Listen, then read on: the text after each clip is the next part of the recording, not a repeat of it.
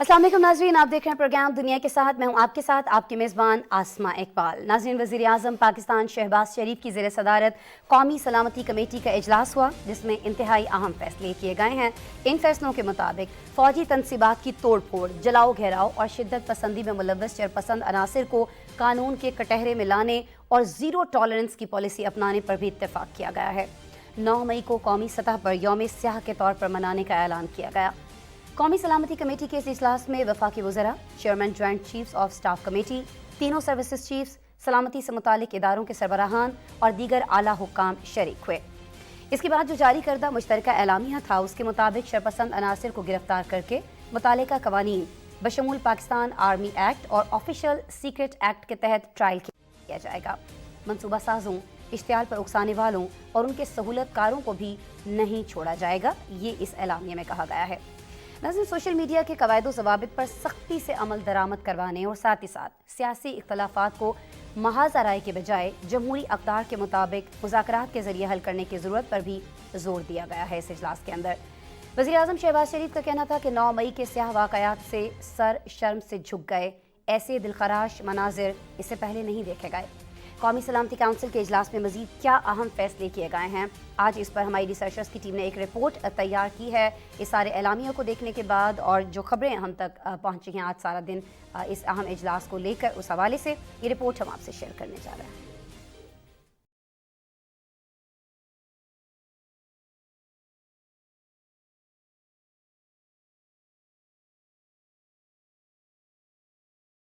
वज़ीर आज़म शहबाज शरीफ की ज़ेर सदारत कौमी सलामती कमेटी का इजलास वज़ीर आज़म हाउस में हुआ, जिसमें वफाकी वज़रा, chairman joint chief of staff committee, तीनों सर्विसेज चीफ, सलामती से मुताल्लिक इदारों के सरबराहान और दीगर आला हुकाम शरीक हुए। कौमी सलामती कमेटी की शुरका ने ज़ाती मफादात और सियासी फ़ायदे के हुसूल के लिए जलाओ घेराव और फौजी तनसीबात पर हमलों की सख्त तरीन इल्ज़ाम में मजम्मत की। इजलास में इत्तफाक किया गया है कि 9 मई को मुल्क भर में होने वाले पुरतशद्दुद मुजाहिरों और जलाओ घेराव में मुलव्वस मुल्क दुश्मन अनासिर के खिलाफ कानून के मुताबिक कार्रवाई की जाएगी। शुरका ने इस बात का इयादा किया कि फौजी तनसीबात और अवामी इमलाक की हुर्मत व वकार की कोई खिलाफ वर्जी बिल्कुल बर्दाश्त नहीं की जाएगी और 9 मई के यौम स्याह में मुलव्वस तमाम अनासिर को इंसाफ के कटहरे में खड़ा किया जाए। वज़ीर आज़म शहबाज शरीफ का कहना था कि शरपसंदों को करार वाक़ई सजा देंगे। शहादत का जाम नोश करते हुए करोड़ों माओं और बच्चों, बुजुर्गों को हिफाजत और सुकून मुहैया किया, वो सपूत, वो शहीद, उनके घरों में बलवे किए गए। GHQ की तरफ रुख किया गया, मियांवाली के एयर बेस की तरफ रुख किया गया। जो भी हैं जिन्होंने ये मंसूबा बंदी की, उन जत्थों को आग और तोड़ पर रुखसाया, जिन्होंने उनको लीड किया, जिन्होंने ये तबाहकुन कार्रवाइयाँ की। दहशत गर्दी के ज़ुमरे में आते हैं शहीदों और गाजियों की बेहुरमती की, वो किसी रायत के वो काबिल नहीं हैं। एलामी के मुताबिक इजलास में आइन के मुताबिक मुतल्लिका कवानीन बशमूल पाकिस्तान आर्मी एक्ट और ऑफिशियल सीक्रेट एक्ट के तहत ट्रायल के जरिए शरपसंदों, मंसूबा साजों, इश्तियाल पर उकसाने वालों और उनकी सहूलतकारों के खिलाफ मुकदमा दर्ज करके इंसाफ के कटहरे में लाने के फैसले की भी तायद की गई। वज़ीर आज़म ने कहा कि इन अफसोसनाक वाक़यात ने करोड़ों पाकिस्तानियों को अफसरदा किया। उन्होंने कहा कि मुलव्वस और इन इक़दामात की मनसूबाबंदी करने वालों के खिलाफ कानून के मुताबिक कार्रवाई होगी। 22 करोड़ अवाम, ये पुकार कर ये मुतालबा उनका है, जो गुनाहगार हैं किसी भी हवाले से उनको करार वाक़ई सज़ा मिलेगी, तो फिर रहती दुनिया तक आइंदा इस तरह का वाक़या दोबारा रूनुमा नहीं होगा। इजलास में एक सियासी जमात के मौक़िफ़ को दुश्मन की जुबान करार दिया और मुल्क के तमाम सतूनों से मिलकर मुश्किलात का रास्ता तलाश करने पर जोर दिया गया। वज़ीर आज़म मोहम्मद शहबाज शरीफ का कहना था कि 9 मई को यौम स्याह के तौर पर याद रखा जाएगा। फौजी सरकारी तनसीबात पर हमले करने वाले किसी रियायत के मुस्तहिक नहीं, किसी भी मुल्क का अमन इस्तेकाम दांव पर लगाने की इजाज़त नहीं देंगे। पूरी कौम मुसल्लह अफ़वाज के साथ खड़ी है। बिल्कुल जी, इस अहम इजलास में क्या अहम फैसले हुए हैं ये तो आपने जाना। एक और अहम चीज़ होने जा रही है, कहाँ होने जा रही है, क्यों होने जा रही है, कुछ इस पे बात कर लेते हैं। नाज़रीन, मकबूजा कश्मीर में अवाम पर जुल्म व बर्बरियत को छुपाने और दुनिया की आंखों में धूल झोंकने के लिए भारत ने एक बार फिर ایک نئی چال تیار کی ہے۔ یہ نئی چال یہ ہے کہ بھارت نے سیاحت سے متعلق G20 ممالک کی جو کانفرنس ہے اس کا سیشن متنازع مقبوضہ کشمیر کے شہر شری نگر میں رکھا ہے، جس کی پاکستان نے بھرپور مخالفت کی ہے۔ پاکستانی وزارت خارجہ کے ترجمان نے اس بارے میں یہ واضح کیا ہے کہ مقبوضہ کشمیر بین الاقوامی سطح پر تسلیم شدہ ایک تنازع ہے۔ بھارت کے عزائم کیا ہیں؟ پاکستان کا انتہائی قریبی اور دوست ملک چین اس معاملے پر بھی پاکستان کا ہم آواز بن چکا ہے۔ چینی وزارت خارجہ کے ترجمان نے بھارت کو خبردار کیا ہے کہ کشمیر پاکستان اور بھارت کے مابین متنازع علاقہ ہے، اس لیے بھارت اس معاملے کو مزید پیچیدہ بنانے سے گریز کرے۔ بھارت شاید مقبوضہ کشمیر کے عوام پر ناظرین جاری ظلم اور جبر کو چھپانا چاہتا ہے، اور اس کی کوشش ہے کہ 5 اگست 2019 کو اس نے مقبوضہ کشمیر کی جس آئینی نیم خود مختاری کو ختم کیا تھا اس حقیقت کو دنیا کی نظروں سے اوجھل رکھا جائے۔ لیکن پاکستان نے متنازع علاقے میں کانفرنس کے انعقاد پر G20 ملکوں کو اپنے تحفظات سے آگاہ کر دیا ہے۔ اسی پر ہمارے پاس ایک رپورٹ ہے، وہ رپورٹ آپ کو یقیناً دکھائیں گے، لیکن جب آپ یہ رپورٹ دیکھ چکیں گے تو ہمارے ساتھ رشید صافی صاحب کو آپ اس وقت دیکھ سکتے ہیں، جی اسٹوڈیو میں موجود ہیں، سینئر تجزیہ کار ہیں، ہمارے ساتھ موجود ہیں اس اہم معاملے پر بات کرنے کے لیے۔ لیکن اس سے پہلے کہ ہم ان سے گفتگو کا آغاز کریں، آپ مقبوضہ کشمیر پر خاص طور پر یہ جو G20 ممالک کا اجلاس ہونے جا رہا ہے اس حوالے سے ایک رپورٹ دیکھ لیجیے، پھر ان سے بات کرتے ہیں۔ مقبوضہ کشمیر میں ظلم و بربریت کو چھپانے اور دنیا کی آنکھوں میں دھول جھونکنے کے لیے بھارت نے اب نیا جال تیار کر لیا ہے۔ بھارت سیاحت سے متعلق G20 ممالک کے اجلاس کا ایک سیشن سری نگر میں رکھنے کی تیاری کر رہا ہے۔ پاکستان نے اس بھارتی اقدام کی بھرپور مخالفت اور مذمت کی ہے۔ وزیر اعظم کی مشیر قمر زمان قاہرہ نے پریس کانفرنس کرتے ہوئے کہا کہ ایسی سرگرمیوں سے بھارت مقبوضہ کشمیر کے عوام پر جبر اور اس خطے کی آبادیاتی ساخت کو تبدیل کرنے کی کوششوں کو نہیں چھپا سکتا۔ وزیر اعظم کی مشیر قمر زمان قاہرہ کا کہنا تھا کہ پاکستان بھارت کی ایسی چالوں سے واقف ہے۔ G20 ملکوں کو اپنے خدشات کے حوالے سے خطوط لکھے ہیں۔ ایک متنازع علاقے میں کانفرنس کا انعقاد کر کے بھارت کیا مقاصد حاصل کرنا چاہتا ہے۔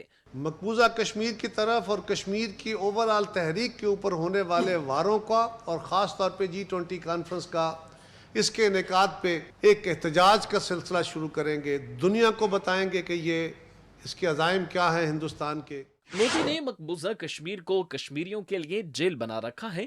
وزیر خارجہ بلاول بھٹو کی قیادت میں بھارت کا مکروہ چہرہ دنیا کے سامنے عیاں کرتے رہیں گے۔ پیپلز پارٹی آزاد کشمیر نے G20 کانفرنس کے انعقاد پر 3 روزہ احتجاج کا فیصلہ کیا ہے۔ باغ کے مقام پر بڑا احتجاجی جلسہ کیا جائے گا جس میں آزاد کشمیر کی تمام سیاسی جماعتیں اور تنظیمیں شرکت کریں گی اور تفریق سے بالاتر ہو کر کشمیریوں کی حق کے لیے ہم آواز بنیں گی۔ انڈیا میں G20 ممالک کی سیاحت سے متعلق ورکنگ گروپ کی کانفرنس 22 سے 24 مئی تک شیڈول ہے۔ پاکستانی وزارت خارجہ کے ترجمان کا کہنا ہے کہ بھارت کا غیر ذمہ دارانہ اقدام اقوام متحدہ کی سلامتی کونسل کی قراردادوں اور بین الاقوامی قوانین کی کھلی خلاف ورزی ہے۔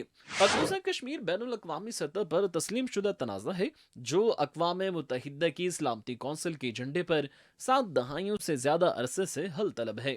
پاکستان کا قریبی اتحادی ملک چین بھی بھارت کی جانب سے اپنے زیر انتظام کشمیر میں G20 اجلاس کے انعقاد کی مخالفت کر چکا ہے۔ چینی وزارت خارجہ کے ترجمان خبردار کر چکے ہیں کہ کشمیر پاکستان اور بھارت کے مابین متنازع علاقہ ہے، اس لیے بھارت اسے مزید پیچیدہ بنانے سے گریز کرے۔ 5 اگست 2019 کو بھارت نے اپنے زیر انتظام کشمیر کی آئینی نیم خود مختار حیثیت ختم کر دی تھی، جسے کشمیریوں نے یکسر مسترد کیا اور پاکستان کی جانب سے شدید احتجاج کیا گیا تھا۔ پاکستان کی جانب سے شدید احتجاج کیا گیا تھا اور پاکستان کی جانب سے ابھی بھی شدید احتجاج کیا جا رہا ہے۔ یہ احتجاج جو ہے اس کو ظاہر ہے بھارت کچھ اچھا نہیں سمجھ رہا ہے، لیکن یہ پاکستان کا حق ہے کیونکہ مقبوضہ کشمیر ایک متنازع علاقہ ہے دونوں ممالک کے درمیان، اور اس بات کو رشید صافی صاحب سے ہم مزید اچھی طرح سے سمجھ لیتے ہیں۔ سینئر تجزیہ کار میرے ساتھ اسٹوڈیو میں موجود ہیں۔ رشید صاحب السلام علیکم، بہت شکریہ آپ جوائن کر رہے ہیں۔ رشید صاحب، پاکستان جن تحفظات کا اظہار کر رہا ہے، آپ ان تحفظات پر کیا رائے رکھتے ہیں؟ دیکھیے بالکل جینون تحفظات ہے۔ G20 کا جو اجلاس ہے آپ جانتی ہے کہ اس کی صدارت اس وقت انڈیا کے پاس ہے، اور یہ بالی میں جو ہونے والا جو پچھلا G20 تھا اس کا ایک تسلسل ہے۔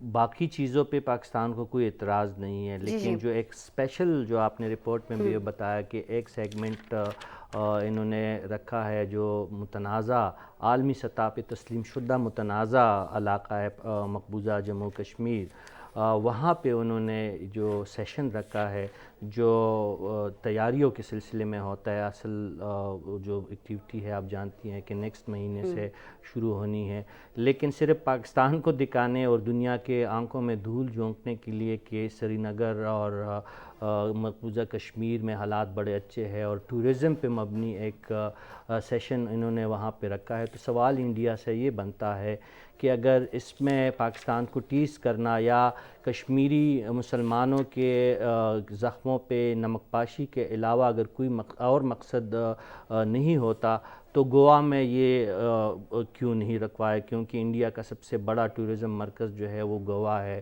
پھر آپ جانتی ہے کہ ممبئی جو ہے وہاں کی جو ٹورزم اور وہاں کی جو فلمی صنعت ہے وہ دنیا بھر میں اس کی بھی ایک شہرت ہے، تو وہاں پہ یہ سیشن کیوں نہیں رکھوایا گیا؟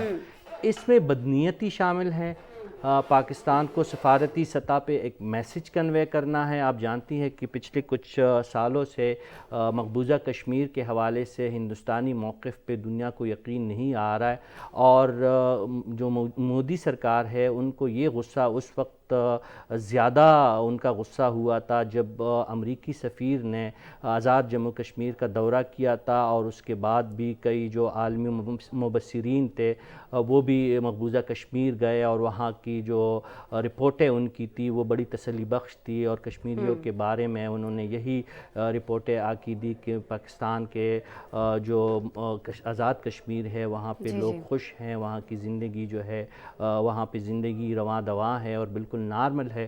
لیکن دوسری طرف ہم دیکھ رہے ہیں کہ مقبوضہ کشمیر عمومی طور پر ایک بڑی جیل کی صورت میں موجود ہے، جو وہاں پہ انسانی حقوق کے مسائل ہے، جو گھر گھر سے روز جنازے اٹھتے ہیں۔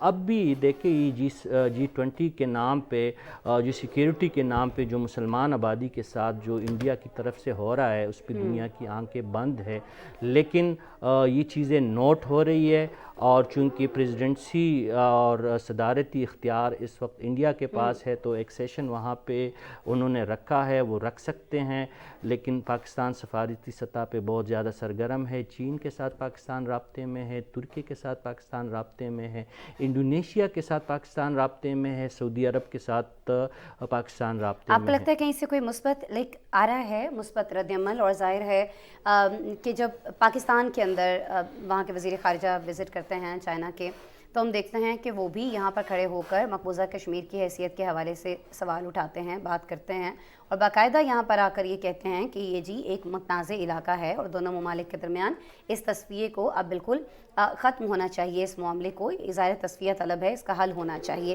تو آپ کو لگتا ہے کہ اس سے بڑھ کر کوئی اور ملک کچھ اور کر رہا ہوگا، کسی طور اس کو رکوایا جا سکے گا، یا آپ کو لگتا ہے کہ اگر یہ ہو بھی جاتا ہے تو اس کے باوجود جو ممالک اس کے اوپر اپنا ایک موقف رکھتے ہیں اس سے بہت فرق پڑنے والا ہے، پاکستان کی آواز جو ہے وہ مضبوط ہوگی، چلیں اگر یہ ایک سیشن وہاں ہو بھی جاتا ہے تو؟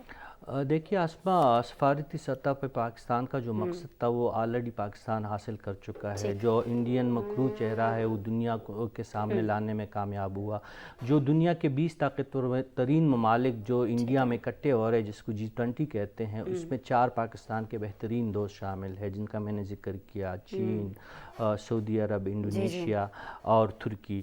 تو باقی ممالک تو مجھے زیادہ نہیں لگتا، لیکن اگر طیب اردوغان دوبارہ جو ہے رن اپ الیکشن کے دوسرے مرحلے میں بھی جیتتے ہیں اور وہ اس اجلاس میں بحیثیت صدر شریک ہوتے ہیں تو پاکستان کو بہت ساری امیدیں ان سے وابستہ ہے کہ عالمی فورم پہ ہم نے دیکھا ہے کہ اقوام متحدہ کے فورم پہ طیب اردوغان نے ہمیشہ سے کشمیریوں کے لیے آواز اٹھائی ہے، اور اسی طرح جو سعودی عرب ہے وہ بھی کشمیریوں کے بارے میں وقتاً فوقتاً انہوں نے بھی ایک اچھا موقف اختیار کیا ہے۔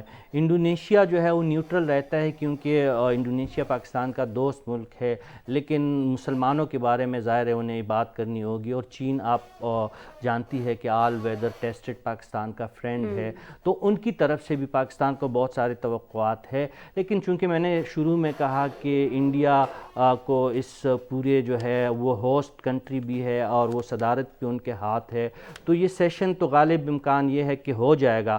لیکن اگر کسی ایک ملک کی جانب سے بھی کشمیریوں کے حق میں ایک آواز اگر اٹھی تو یہ پاکستان کی بہت زیادہ بڑی کامیابی ہوگی. اور اگر آواز بالفرض دنیا مفادات پہ مبنی فیصلے کرتی ہے اور سفارتکاری کا جو ان کا محور ہوتا ہے اپنے مفادات ہوتے ہیں لیکن ایون دن پاکستان نے جو ڈوزیئر دنیا کے سامنے پیش کیے, انڈیا کے حوالے کیے, اقوام متحدہ کے حوالے کیے, پاکستان کے سب سے متحرک اور نوجوان جو وزیر خارجہ ہے بلاول بھٹو زرداری صاحب نے یو این کے پلیٹ فارم سے لے کر گوا کے دورے کے بیچ میں بھی یہ کشمیریوں کی جو وہ آواز بنے ہیں, پاکستان نے جس طریقے سے کشمیر کے لیے آواز اٹھائی ہے تو وہ پاکستان اپنا مقصد حاصل کر چکا ہے. اور انڈیا جو حاصل کرنا چاہ رہا تھا ان کو قبل از وقت ناکامی کا سامنا ہے. تو میرے کہنے کا مطلب یہ ہے کہ G20 کا اجلاس اگر بالفرض کامیاب ہوتا بھی ہے, اس میں بہت سارے مسائل ہیں چونکہ اس کا تھیم انہوں نے ون ورلڈ اور ون فیملی کے طور پہ رکھا ہے, اور آپ اپنے پڑوسی ممالک کے ساتھ کیا کر رہے ہیں انڈیا. چلے میں بالکل اسی پہ آپ سے اگلا سوال کرنا چاہی تھی صافی صاحب. جب آپ بات کرتے ہیں کہ جی سب میں یکجہتی ہونی چاہیے ہے, دنیا کے جتنے بھی ممالک ہیں اور سب کو بڑھ کر آگے اور مل کر ترقی جو ہے وہ کرنی چاہیے, اس کے لیے بہت ضروری ہے کہ جن ممالک سے آپ کے اختلافات ہیں آپ ان اختلافات کو ختم کریں, اور اختلافات کو ختم کرنے کا ایک بہترین طریقہ جو ہے وہ مذاکرات ہوا کرتے ہیں. چائنا کی مثال ہمارے سامنے ہے, عرب ممالک کے اندر جس طرح سے ہم دیکھ رہے ہیں چائنا کردار ادا کرتے ہوئے ان کے آپسی معاملات جو ہیں وہ حل کرا رہا ہے, چاہے وہ سعودیہ ایران ہو, چاہے وہ شام کے معاملات ہوں.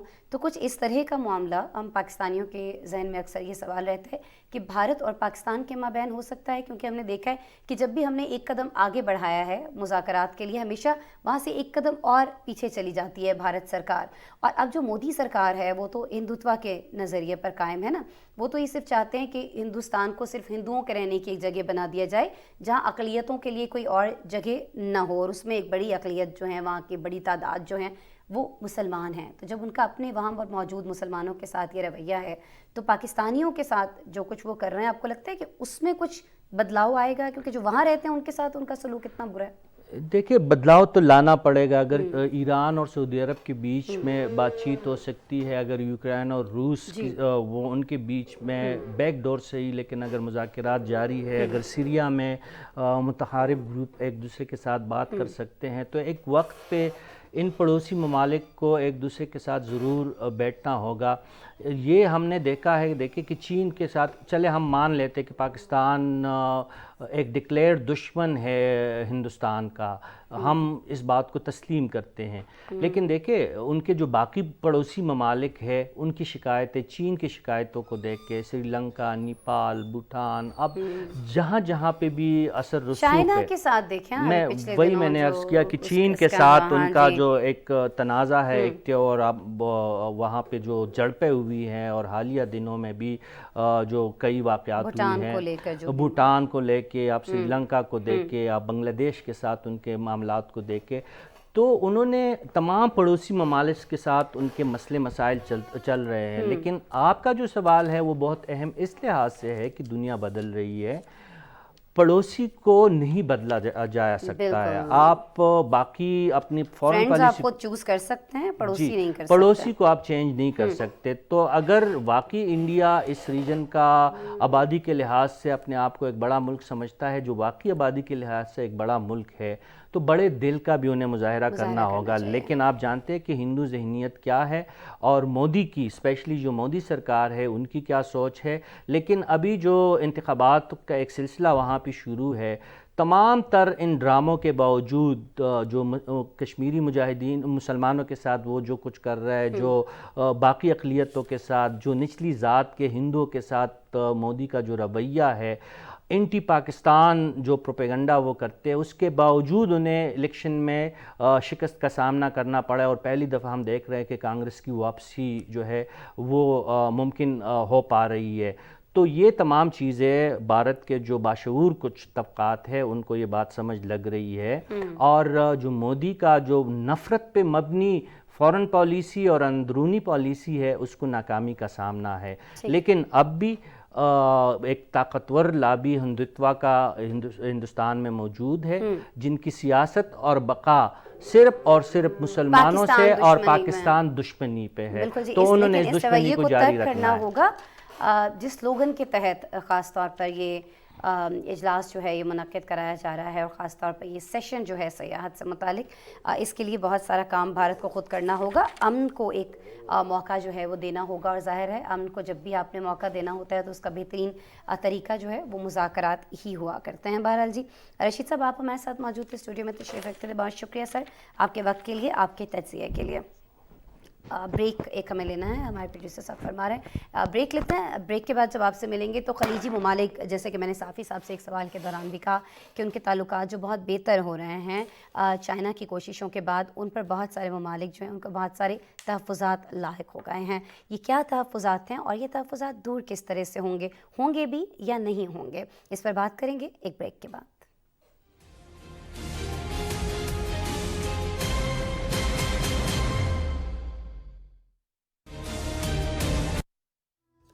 ये गुस्सा था या नफरत थी या थी एहसासे महरूमी कि जो भी हाथ आया तोड़ डाला, फोड़ डाला या जला डाला।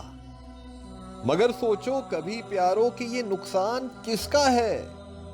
ये टूटी गाड़ियां, जलती इमारत सब तुम्हारा था। शहीदों की वफा की यादगारें फख्र थी तेरा। ये तैयारा नहीं था, इस्तारा था कि सरहद पार से दुश्मन तेरे घर आ ना पाएगा। ये कैसा गुस्सा था जिसने तुम्हें अंधा बना डाला। तुम्हें तालीम नफरत की, अमन कैसे भला देगी? तरक्की की और खुशहाली की उम्मीदें जला देगी। तेरी धरती के बेटे क्यों लड़ेंगे गालियां सुनकर? तेरे इल्जाम, ताने और जनूनी तालियां सुनकर। तुम्हें तालीम नफरत की जो दे दुश्मन तुम्हारा है। सियासत की चढ़ो ना भेंट, वतन हम सबको प्यारा है। अजीजाने वतन जागो, अभी भी वक्त बाकी है। बका का तेरी जामिन है, ये फौजी मर्दे खाकी है। बका का तेरी जामिन है, ये फौजी मर्दे खाकी है।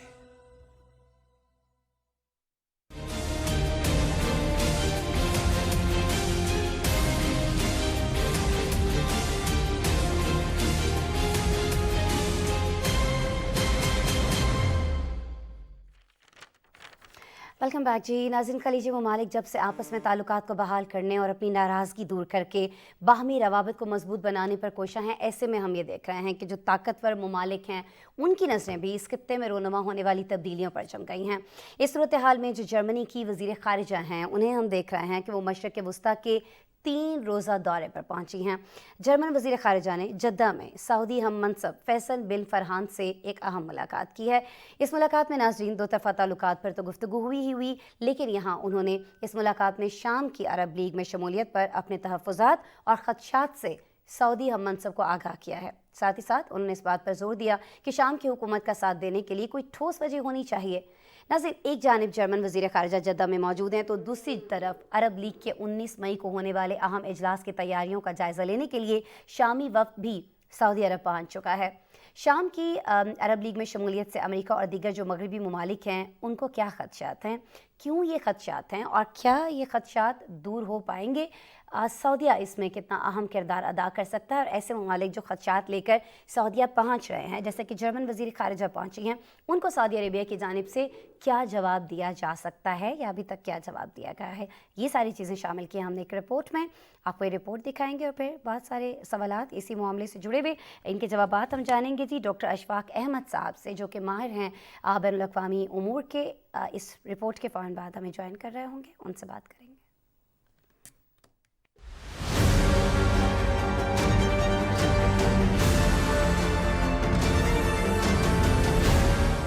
जर्मनी की वज़ीर ख़ारजा अन्नालीना बैरबॉक 2 रोज़ा दौरे पर पीर की रोज़ सऊदी अरब पहुंची, जहां उनकी सऊदी हम मनसब से मुलाकात हुई।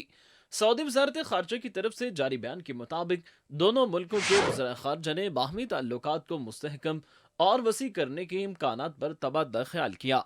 دونوں ملکوں نے مشترکہ اہداف کے حصول کے لیے مربوط کوششوں کی اہمیت بالخصوص سیاسی، سلامتی اور اقتصادی شعبوں میں باہمی تعاون کو مضبوط کرنے پر زور دیا۔ رپورٹس کے مطابق جرمن وزیر خارجہ نے جنگ زدہ سوڈان سے سعودی عرب کی کوششوں سے جرمن شہریوں کے محفوظ انخلاء کے لیے ریاض کا شکریہ ادا کیا۔ سعودی وزیر خارجہ سے ملاقات کے بعد انالینا نے میڈیا سے گفتگو میں بشار الاسد حکومت کے ساتھ تعلقات کو غیر مشروط معمول پر لانے کی کوششوں کے حوالے سے متنبع کیا۔ Ich bin Saudi-Arabien für diese Evakuierung von vielen. German وزیر خارجہ نے ان خیالات کا اظہار ایسے وقت میں کیا جب عرب سربراہی اجلاس آئندہ جمعے کو جدہ میں منعقد ہونا ہے، جس میں صدر بشار الاسد بھی شرکت کرنے والے ہیں۔ مغربی ملکوں کے حکام نے بھی شام کے ساتھ عرب لیگ کے تعلقات معمول پر لانے کی مخالفت کی ہے۔ یورپی یونین اور امریکہ نے اب بھی شامی حکومت کے خلاف وسیع تر پابندیاں عائد کر رکھی ہیں۔ دوسری جانب حالیہ برسوں میں جرمنی اور سعودی عرب کے تعلقات زیادہ خوشگوار نہیں رہے۔ جرمن وزیر خارجہ انالینا سے قبل آخری بار 2017 میں کسی جرمن وزیر خارجہ نے سعودی عرب کا دورہ کیا تھا۔ جرمن وزیر خارجہ نے جدہ میں یمنی ہم منصب احمد بن مبارک کے ساتھ ساتھ اقوام متحدہ کے یمن کے کوارڈینیٹر ڈیوڈ گریسلے سے بھی ملاقات کی۔ ان کی بات چیت کے ایجنڈے میں سعودی عرب اور ایران کے درمیان تعلقات کو معمول پر لانے اور نومبر 2011 میں معطل ہونے کے بعد اس ماہ کے اوائل میں عرب لیگ میں شام کی واپسی پر گفتگو کی گئی۔ جرمن وزارت خارجہ کے مطابق انالینا سعودی عرب کے بعد قطر بھی جائیں گی، جہاں ان کی ملاقات قطری صدر اور وزیر خارجہ محمد بن عبد الرحمن الثانی سے متوقع ہے۔ دوسری جانب سعودی عرب میں ہونے والے عرب لیگ اجلاس کی تیاریوں اور اس میں شرکت کے لیے شامی وفد سعودی عرب کے شہر جدہ پہنچ گیا ہے۔ اس موقع پر شامی وزیر خارجہ فیصل مقداد کا کہنا تھا کہ ہمیں سعودی عرب آ کر بہت خوشی ہوئی ہے۔ ہم اپنے عرب بھائیوں کو بتانے آئے ہیں کہ ہم ماضی کی طرف نہیں دیکھ رہے بلکہ ہماری نظریں مستقبل پر ہیں۔ گزشتہ روز شام کے عہدیداروں نے سعودی عرب میں منعقدہ عرب لیگ اجلاس میں 11 سال بعد شرکت کی۔ سعودی وزیر خزانہ نے شامی عہدیداروں کو ویلکم کرتے ہوئے کہا کہ ہم سب مل کر کام کرنے کے منتظر ہیں تاکہ وہ سب حاصل کر سکیں جس کی ہم خواہش رکھتے ہیں۔ بالکل جی، یہ رپورٹ آپ نے دیکھی۔ جرمنی کی وزیر خارجہ یہاں پر موجود ہیں، سعودی عربیہ میں اپنے ہم منصب سے ملی ہیں، اور کہنا ان کا یہی ہے فیصل بن فرحان سے ملاقات کے دوران کہ جی کیوں شامل کیا گیا ہے عرب لیگ کے اندر شام کو، اس کی ضرورت کیا تھی؟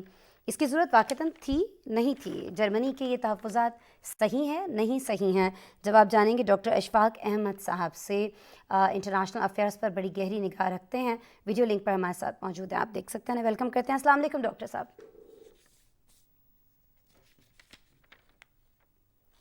سر آواز آ رہی ہے آپ تک میری؟ جی میری آواز آ رہی ہے آپ کو؟ جی اب آ رہی ہے۔ ڈاکٹر صاحب بہت شکریہ مجھے جوائن کرنے کے لیے۔ اچھا ڈاکٹر صاحب ذرا یہ فرما دیجیے گا، جرمن وزیر خارجہ یہاں پر موجود ہیں جدہ کے اندر، اور ہم دیکھ رہے ہیں کہ عرب لیگ کے 19 مئی کو ہونے والے اجلاس کی جو تیاریاں ہیں وہ بھی زور و شور سے جاری ہیں، اور اس کے لیے شامی جو وفد ہے وہ بھی یہاں پر پہنچ چکا ہے۔ کوئی آپ کو لگتا ہے کیونکہ بڑی خبر اس حوالے سے آ سکتی ہے، یا پھر ویسے ہی ہوگا جیسے سوچا گیا ہے کہ شام اب اس میں شامل ہو چکا ہے اور اس پر جو مرضی تحفظات کا اظہار کر رہا ہو، جو بھی بڑی شخصیت پہنچ رہی ہو سعودی عربیہ میں، اب اس فیصلے کو تبدیل نہیں کیا جائے گا، اس کی شمولیت کے فیصلے کو؟ سر آسما دیکھیں، جب being student of international relations آپ بھی جانتی ہیں اور میں بھی being student of international relations جانتا ہوں کہ ایک کہا جاتا ہے کہ دیر از نو پرماننٹ فرینڈ اینڈ فو ان انٹرنیشنل ریلیشنز۔ تو یہ تعجب کی بات نہیں ہے اگر سیریا اور سعودی عرب یا عرب لیگ ممالک کے درمیان معاملات ٹھیک ہو رہے ہیں۔ عرب لیگ بیسکلی یہ کولیشن ہے 22 کنٹریز کی، اور یہ 1945 میں اس کو بنایا گیا تھا، اور ابھی اس میں ایک صرف فیکٹر آ رہا ہے جو کہ آپ کا تھوڑا سا کنسرن ہے آپ کے لیے بھی اور ہمارے ویورز کے لیے، میرے لیے بھی، وہ یہ کہ قطر جو ہے اپوز کر رہا ہے، اسٹل اپوز کر رہا ہے۔ ادروائز باقی جو عرب ممالک ہیں وہ سیرین جو اس کی انکلوژن ہے یا اس کی ری انٹری ہے عرب لیگ کے اندر، اس کو ویلکم کر رہے ہیں۔ انفیکٹ جو ڈیسیجن لیا گیا ہے، یہ عرب لیگ کے جو وزرائے خارجہ ہیں انہوں نے اپریل میں ان کا ایک میٹنگ ہوئی تھی جس میں انہوں نے ڈیسائیڈ کیا تھا کہ اپنے ریلیشن کو دوبارہ نارملائز کریں گے، اور یہ جو سیرین ڈیلیگیشن اس عرب لیگ کی جو میٹنگ ہے جو 19 مئی کو ہونے جا رہی ہے، اس فرائیڈے کو ہونے جا رہی ہے، اس کی انویٹیشن کنگ سلمان نے خود، یا جو سعودی کنگ ہے انہوں نے خود بشار الاسد کو انوائٹ کیا اس میٹنگ کو اٹینڈ کرنے کے لیے۔ اور جہاں تک جرمنی کی آپ نے بات کی، دیکھیں جرمنی سب سے بڑا ڈونر ہے یورپ میں، کہیں بھی کوئی معاملہ ہو دنیا میں وہاں پہ یہ ہیومینیٹیرین جتنے بھی اسسٹنس ہے مدد جرمنی اس میں کرتا بڑھ ہے۔ چڑھ کر حصہ لیتا ہے. ہوں، جی بالکل. اور اگر یمن کی حالت دیکھیں تو یمن میں 23 ملین لوگ اس وقت انٹرنلی ڈسپلیس ہیں، ان میں سے 5.5 ملین جو ریجن کے دوسرے ممالک ہیں وہاں پہ ٹھیک ہے۔ اس وقت رہ رہے ہیں پناہ گزین کی صورت میں. تو جرمنی بشار الاسد کے معاملے میں اس لیے ہوسٹائل ہو رہا ہے یا وہ زیادہ تحفظات کا اس لیے اظہار کر رہا ہے کہ بشار الاسد کے خلاف کہا جا رہا ہے کہ انہوں نے اپنے ہی جو سٹیزنز ہیں ان کے خلاف بہت گروسم قسم کی وائلیشنز کی، ہیومن رائٹ وائلیشن جنگی کی. فار جرائم کے ایگزامپل تحت بھی ان کو مورد الزام ٹھہرایا جاتا ہے کہ جنہوں نے جنگی جرائم جو ہیں وہ سر انجام دیے اپنی لوگوں کے خلاف، یہ جو سارا معاملہ وہاں پر رہا ہے. اچھا، ایک اور اہم چیز جو انہوں نے کہی ہے جس کی جانب ابھی آپ نے بھی اپنی گفتگو میں اشارہ کیا کہ کوئی اہم اور ٹھوس وجہ ہونی چاہیے جرمنی کے نزدیک کہ شامی حکومت کی، بشار الاسد کی مدد کی جائے یا ان کے ساتھ تعاون کیا جائے یا ان کی حمایت کی جائے. آپ کو لگتا ہے کہ کوئی ٹھوس وجہ موجود نہیں ہے یا کوئی ٹھوس وجہ جو ہے وہ پیش کی جا سکتی ہے سعودی عربیہ کی جانب سے؟ اور کیا ڈاکٹر صاحب کوئی ایک ٹھوس وجوہات میں سے کوئی ایک ٹھوس وجہ یہ نہیں ہے کہ اگر آپ ان کی مدد کرتے ہیں بشار الاسد کی کچھ اپنی شرائط کے اوپر اور ان سے آپ یہ منوا لیتے ہیں کہ ایک سٹیبل حکومت جو ہے وہ یہاں پر ہونی چاہیے ہے اور یہ جو قتل و غارت کا سلسلہ ہے یہ رکنا چاہیے ہے، اگر ان شرائط پر آپ بشار الاسد کی مدد کرتے ہیں تو پھر انڈائریکٹلی تو آپ سیریا کے لوگوں کی مدد کر رہے ہوں گے نا؟ جی بالکل آپ بجا فرما رہی ہیں. دیکھیں بشار الاسد کے اوپر جیسے ابھی جنگی جرائم کا آپ نے کہا کہ انہوں نے ارتکاب کیا ہوا ہے، تو ان کے اوپر الزام یہ بھی کہ انہوں نے وہ فاسفیٹ جو ہے وہ رشیا کو پرووائڈ کر رہے ہیں. اور اسی طریقے سے جو اپنے عوام ہیں ان کے خلاف انہوں نے 2011 سے لے کے اب تک ایٹ لیسٹ 217 کے قریب انہوں نے کیمیکل ویپن سے اٹیک کی یا زہریلی گیسوں کا استعمال کیا ہے، جس میں تقریباً 1800 کے قریب اموات ہوئی ہیں. تو جہاں تک نے ایک اور پوائنٹ جو ریز کیا کہ کیا what are the reason behind this rapprochement, تو اس کی ریزن یہ ہے سب سے پہلے تو یہ ریپروچمنٹ سے پہلے انہوں نے یعنی جتنا عرب لیگ ممالک نے امریکہ سے ایک انڈرسٹینڈنگ ڈیولپ کر لی تھی، ایک ٹیسٹ ایگریمنٹ ہے امریکہ اور عرب لیگ ممالک کے درمیان کہ ٹھیک ہے انہوں نے گو اہیڈ دیا ہوا ہے. اور اس کے بعد اگر آپ زمینی حقائق کا جائزہ لیں تو آپ کو نظر آئے گا کہ سیریا یا شام کا جو 65% جو ایریا ہے اس کے اوپر بشار الاسد کا کنٹرول ہے. پھر اسی طریقے سے اگر وہاں دیکھیں تو پراکسیز بھی لڑی جا رہی ہیں. آپ نے اپنی رپورٹ میں اشارہ بھی کیا تھا کہ بڑے جو ممالک ہیں جو وہ اس خطے میں انوالو ہیں، تو اسی طریقے سے کہا جاتا ہے کہ رشیا کی انوالومنٹ ہے، امریکنز کی انوالومنٹ ہے، ٹرکی کی یا ترکی کی طرف بھی اشارہ کیا جاتا ہے، ایران کی طرف بھی اشارہ کیا جاتا ہے. تو عرب لیگ کے جو ممالک ہیں وہ ان کا یہ خیال ہے کہ اگر یہ ریپروچمنٹ ہو جاتا ہے ایسی صورتحال میں یہ جو ایکسٹرنل جو فورسز ہیں جو سیریا میں انٹرفیئر کر رہی ہیں اور جو انسٹیبلٹی کا باعث بن رہی ہیں تو ان پہ کنٹرول پایا جا سکتا ہے. پلس ایران کی جو مداخلت ہے اس کے اوپر بھی کہا جاتا ہے کہ اس کو بھی کنٹرول کیا جا سکتا ہے. ترکی کی جو انوالومنٹ ہے اس کو بھی کم کیا جا سکتا ہے. اسی طریقے سے رشیا کی انوالومنٹ کو کم کیا جا سکتا ہے. تو یہ وہ زمینی حقائق ہیں جس کی وجہ سے یہ ڈیسیجن لیا گیا ہے کہ بشار الاسد کے ساتھ ریلیشن کو نارملائز کیا جائے. اور ایک اور امپورٹنٹ جو یہاں پہ ڈیولپمنٹ ہوئی ہے وہ یہ کہ ممالک کہہ رہے ہیں کہ جب ہمارے ریلیشن نارمل ہو جائیں گے اس کے بعد ہم بشار الاسد سے کہیں گے کہ آپ جو ڈیموکریٹائزیشن کا جو پروسیس ہے وہ بھی انٹروڈیوس کرائیں یا پولیٹیکل ریفارم یا پولیٹیکل جو پروسیس ہے وہ سیریا میں آپ انٹروڈیوس کروائیں. لہٰذا امید یہ کی جا رہی ہے کہ ان فیوچر سیریا کا مقدر بنے گی اگر یہ ریپروچمنٹ ہو جاتی ہے، اگر اس کو ڈیسٹیبلائز نہ کیا جائے. ٹھیک ہے جی، کوششیں تو خیر ہو رہی ہیں ایسا کرنے کی، لیکن آپ یہ سمجھتے ہیں کہ اگر ایسا نہ ہو اور یہ جو اس وقت عمل ہو رہا ہے، یہ جو ساری چیز ہو رہی ہے، اگر اس کو اسی طرح سے آگے بڑھنے دیا جائے تو یہ سیریا کے عوام کے لیے بہتر ہوگا اور وہاں جو حالات ہیں ان کو بہتر کرنے میں یہ ساری سچویشن بہت زیادہ مدد دے سکتی ہے. تو اس کو اسی طرح سے چلنا چاہیے ہے کیونکہ بہت سارے ممالک جو اس میں مداخلت کرتے ہیں دکھائی دیتے ہیں، جیسے کہ جرمنی کر رہا ہے. بہرحال بہت شکریہ ڈاکٹر اشفاق احمد صاحب، آپ ہمارے ساتھ موجود मौजूद थे और इस वक्त बात कर रहे थे सीरिया की सिचुएशन को लेकर, ख़ास तौर पर सीरिया की जो अरब लीग के अंदर शमूलियत है उसको लेकर जो बहुत सारे ममालिक एतराज़ कर रहे हैं, वो एतराज़ात क्यों कर रहे हैं और क्या उनके एतराज़ात सुने जाएंगे या नहीं, सुने जाएंगे तो क्या नताइज हो सकते हैं, नहीं सुने जाएंगे तो क्या नतीजा आ सकता है, इस सारी चीज़ पर डॉक्टर साहब गुफ्तगू फरमा रहे थे। अच्छा जी, अब हमें अफ्रीका का रुख करना है। मगरबी अफ्रीका का मुल्क है बर्किना फासो, जो 2 दहाइयों से शिदत पसंदी के ख़िलाफ़ हमें लड़ता दिखाई देता है। मुल्क के एक बड़े हिस्से पर अस्करियत पसंद काबिज़ हैं जिन्होंने आम लोगों का जीना नाज़रीन यहाँ पर मुश्किल बना दिया है। एक और वाक़या गाँव में पेश आया, गाँव में जहाँ मोटरसाइकिल सवार मुसल्लह अफराद आए, फायरिंग की और 33 अफराद को मौत के घाट उतार दिया, 100 से ज़ायद अफराद को ज़ख्मी किया और ये ज़ख्मी जो हैं ये मौत व हयात के कशमकश में हैं, शदीद इनको ज़ख्म आए हैं। नाज़रीन, यहाँ दिन दिहाड़े आप जानते हैं कि अवाम के घरों को लूटा जाता है, उनके घर उजाड़ दिए जाते हैं, उनके बच्चों को, उनकी औरतों को मार दिया जाता है और फिर सिर्फ यही नहीं किया जाता है, जाते जाते जब किसी भी एक गाँव को जब निशाना बनाया जाता है, वहाँ पर कत्ल गारत गरी की जाती है, लूट मार की जाती है, तो उसके बाद क्या किया जाता है कि सारे के सारे गाँव को आग भी लगा दी जाती है और इसी तरह से इस गांव के साथ भी किया गया है। 33 लोगों को यहाँ पर मारा गया और फिर यहाँ पर आग लगा दी गई। शोरिश ज़दा जो अफ्रीकी मुल्क है जिसकी मैं बात कर रही हूँ, बुर्किना फासो, यहाँ गुज़िश्ता बरस 2 बार फ़ौजी बगावत हुई है। मौजूदा उबरी हुकूमत की अगर हम बात करें तो जिसके सदर हैं कैप्टन इब्राहीम, उन्होंने अलकायदा और दाइश के ज़ेर तसल्लुत मुल्क के 40% इलाके का कब्ज़ा वागुजार कराने का फ़ैसला किया है। इससे पहले भी कई बार शिदत पसंदी के ख़ात्मे के लिए यहाँ ऑपरेशन किए गए, लेकिन खातिर खा उनमें कामयाबी नहीं मिल सकी है। अच्छा नाज़रीन, हुकूमत और जो फ़ौज है वो अस्करियत पसंदों को शिकस्त देने में यहाँ पर मुसलसल कोशिश तो करती है लेकिन मुसलसल नाकाम भी दिखाई देती है। क्या वजह है कि फ़ौज हुकूमत का साथ दे रही है, हुकूमत फ़ौज का साथ दे रही है, लेकिन यहाँ पर ताकत पकड़ते हुए जो लोग दिखाई देते हैं वो ना तो हुकूमत है ना यहाँ की फ़ौज है, वो अस्करियत पसंद हैं। इसके पीछे वजूहात क्या हैं, इस पर आज हमारे रिसर्चर्स ने एक रिपोर्ट तैयार की है, आपको दिखाने जा रहे हैं।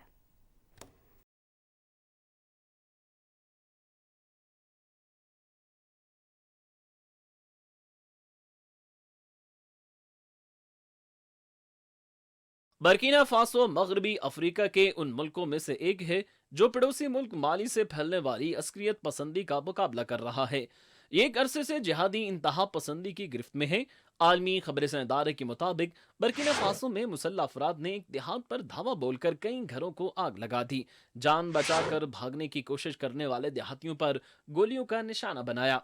इस गोलियों के हमले में 33 अफराद हलाक हुए जबकि 100 के करीब जख्मी हैं जिन्हें करीबी अस्पताल मुंतकिल किया गया।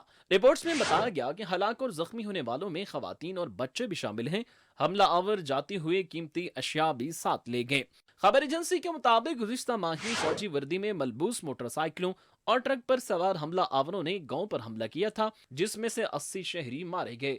रवां साल अप्रैल में ही मशरकी इलाके ओगारो में फौजी दस्ते पर शिद्दत पसंदों के हमले में 33 अहलकार हलाक जबकि 12 जख्मी हुए थे और फौज की कार्रवाई में 40 हमला आवर मारे गए थे।